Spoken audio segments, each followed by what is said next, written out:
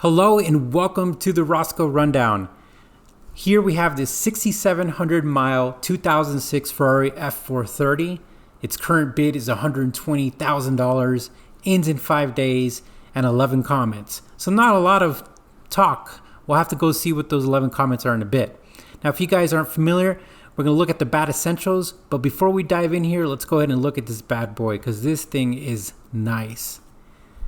I personally think the Ferrari F430 is one of Ferrari's first best looking cars. Now the 360 looks great, and it's actually one of the ones I want to buy, but the 430 looks modern. Even in today's standard, it still looks pretty good. Like you pull up to it, and if you're not a car guy, you probably think it's newer because of the softer body lines compared to that boxier look that you saw in a lot of the other Ferraris.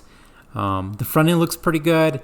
The rear looks good. It's just a very sharp looking color. And this is the standard, like official correct color for Ferrari. If you guys don't know, that's going to be red with that tan interior. And I think that interior has a special name for it too. And I think there's also a special name for that combo, which I don't know. All right, so let's look at this bat essentials. All right, it's located in New York. Right off the top, I personally would look underneath and check the vehicle because New York has a lot of potholes, so check the wheels, and they have crazy snow, so I'm sure this guy is not driving his car in the snow, guy or girl. 6,700 miles. In Ferrari's world, that is good, because especially for 2006. Now, I worked at a Ferrari dealership for as a service advisor for a short period, but I soaked up a lot of information. And one of the things about Ferrari owners is that they like their miles super low. Let me tell you, when I get mine, I'm going to drive like crazy. All right, 4.3 liter dual overhead cam V8. Now, this is a really good engine. And then we're going to talk about why I am going to be picking the 360 over the 430. And let me tell you, the engine in this thing is great, but it's got a 6-speed F1 automated transaxle. Now, this is the point for me that I want to talk about.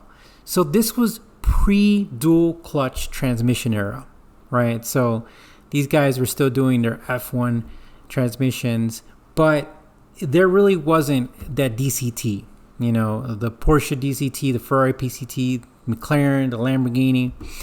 And really, when it comes to automatic transmissions, DCT transmissions are in their own league. They're just as cool, in my opinion, as a manual, and they operate just mind-blowing. And if I were to ever get an auto car again, it would have to be a dual clutch. And that is why I'm personally going with the 360 Ferrari, because of its gated 6-speed shifter.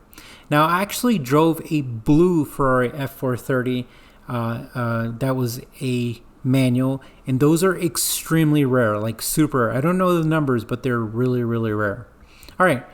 So one of the things that when I was working at the Ferrari dealership that a lot of people talked about was sticky buttons. You could put it on there and you'll see on Ferrari chat, people will be talking about sticky buttons and major issues with those. And to fix sticky buttons, it actually costs a lot of money.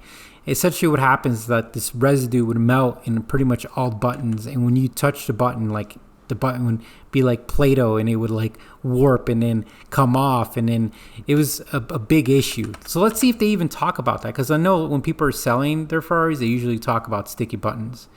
Let's see. All right, nothing there, but it's usually an issue. All right, so let's jump down to the comments because I'm curious here. I'm just going to quickly go over it. To the seller, good luck. This is a very nice example. Not sure if the going price is for repairing the leather lifting on the airbag. Nope. All right.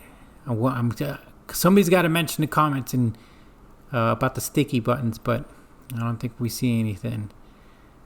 So, this thing is really nice, by the way. All right, so we're going to continue our bad essentials. Limited slip differential, I would hope so. Roscko paint, that's like the official name. Beige leather upholstery. 19-inch split spoke alloy wheels. Those wheels are nice. Cross drilled and ventilated rotors. Power adjustable Daytona style bucket seats. Scuderia fender shields. Automatic climate control. Ferrari vehicle identification passport. Window stickered, service records, and clean Carfax. All right, so let's scroll down to these service records, because when it comes down to Ferraris, it's going to be a big deal. So first off, he exited out his name. Where was it done at? Ferrari Maserati of Long Island. So that's great. Now, one of the first service records I see, it's a gearbox thing. Again, why I want a manual, just being honest. Now, I hear these drive great, but again, it's pre-dual clutch, just being honest. And let's see. I don't know what this is, but what is that? Servicing first aid tree care. Okay. I'm not sure if he was supposed to do that, but all right. That's kind of funny. But that's pretty cool. You get to see it made in a factory. I mean, a Ferrari is just amazing in my opinion. I love Ferraris. Look at that paint.